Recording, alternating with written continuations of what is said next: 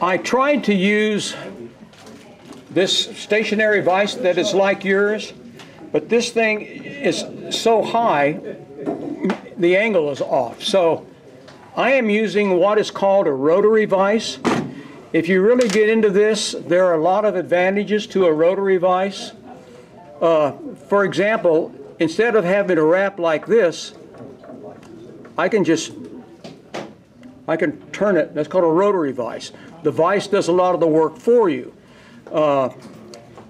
You can buy them anywhere from $80 to $800. But if you buy a good one, it'll probably last a lifetime.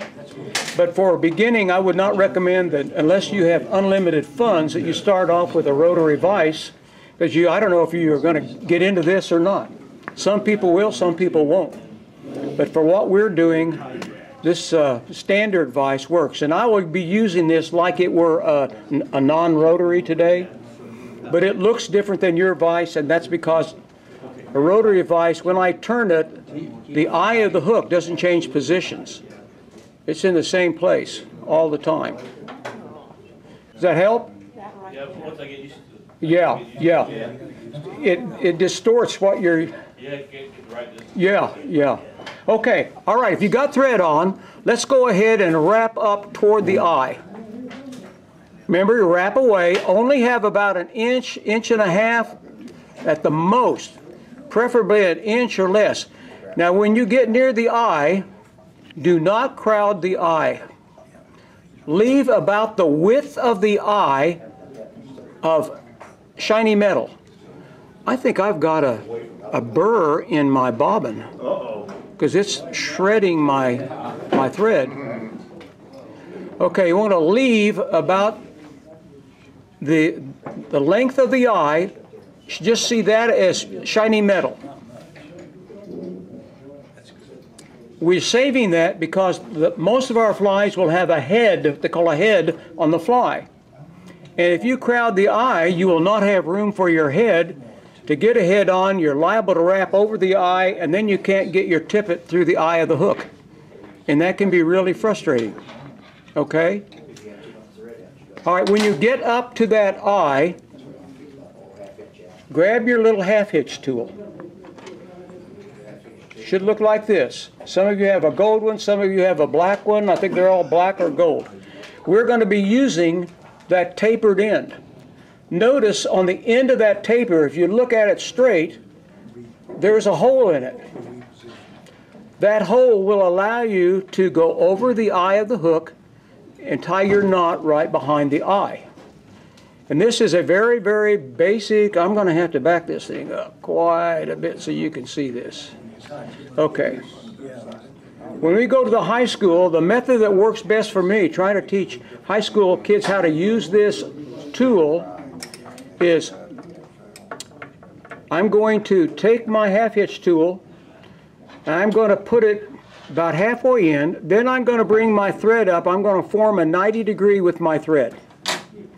Then I'm going to take that half hitch tool. I'm going to go under and around, slip that over the eye of the hook, pull it tight. That is a knot. Down, up, under and around, over the eye, pull it tight. Down, up, go under toward you. That is how you tie your hook. Tie your knots on your hook.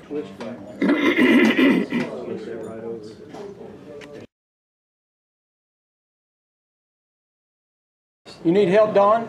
You're beyond help. All right, when you got that done, try to use your scissor or something, get the thread off your hook, because we're going to start tying. All right, this little fly is what we are going to be tying today. It's a very easy fly to tie. I have a niece in Pennsylvania that this is a go-to fly for folks in Pennsylvania. And the pattern calls for it to be in worm green. And this material is called ultra chenille. Chenille, normally you can see it's kind of fuzzy around the core. Ultra chenille will be very, very close-knit, be very thick compared to most chenille that we use. But this little fly in Pennsylvania is a killer. And I don't know if you read the book description. It can be tied with a bead head. In Pennsylvania, they put a bead head on this to give it a little bit more weight and a little bit more flash. We'll be using beads before the class is over, but for today, I want to keep it pretty simple. Notice I've got a head on the fly. If you crowd the eye, you will not have room for that black thread head.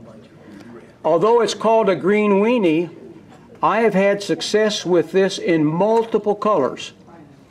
This is I don't know what this is, Florida orange, I think.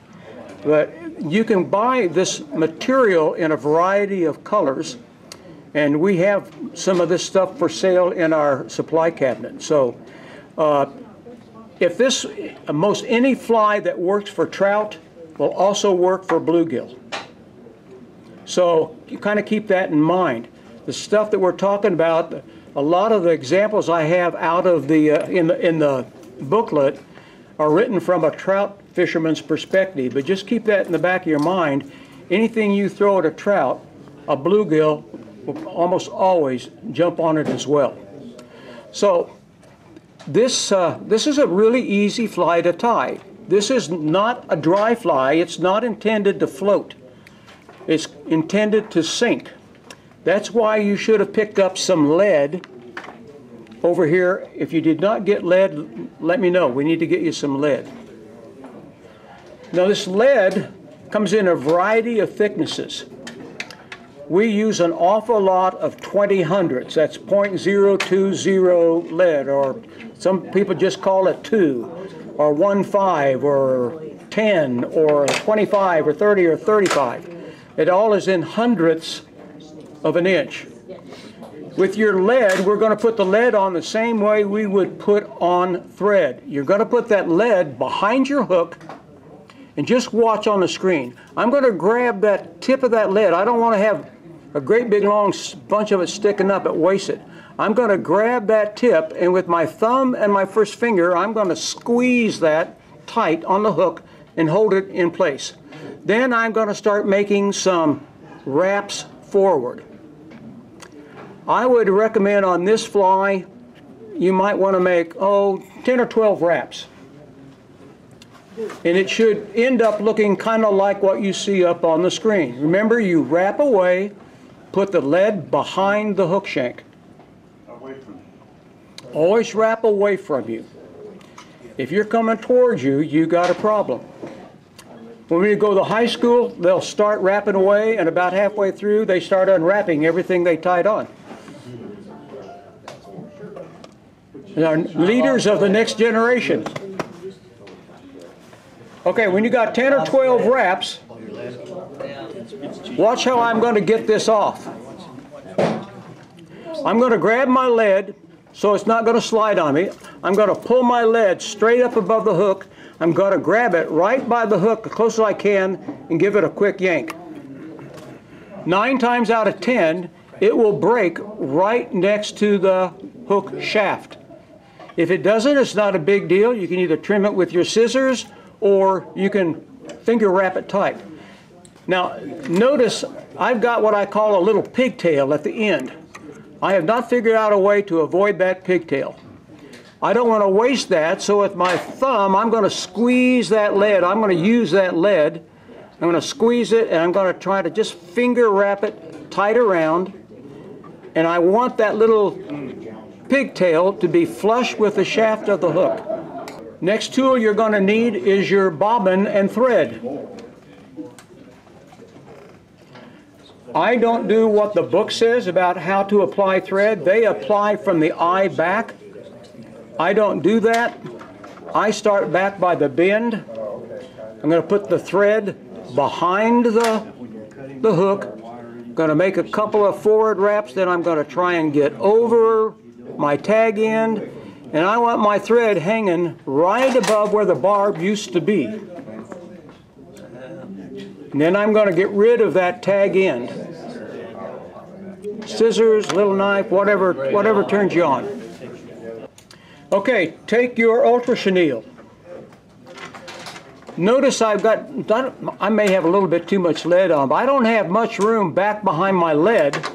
But what you want to do is put your material flush to the end of the lead, and then with a very loose loop, you want to go over that and make sure you've got it grabbed good and secure it with 2 or 3 wraps. And here's an important step. Your last wrap has got to be hanging above the barb. Now you want that little tail to be horizontal to the hook. You don't want it up or on the bottom. You want it sideways, horizontal to your hook shaft.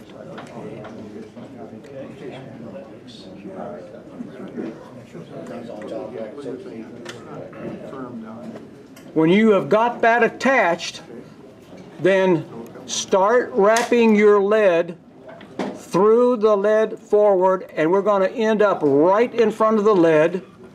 Just let our bobbin hang.